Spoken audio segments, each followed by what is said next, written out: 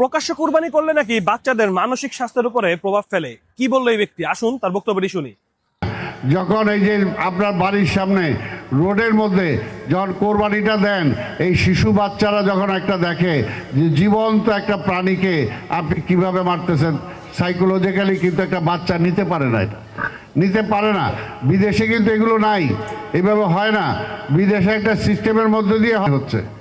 এরকম একজন দায়িত্বশীলের কথা শুনে আসলে হাসবো নাকি কানবো বুঝতেছি না। তার জায়গা থেকে এরকম মন্তব্য করা কি আদৌ উচিত হয়েছে?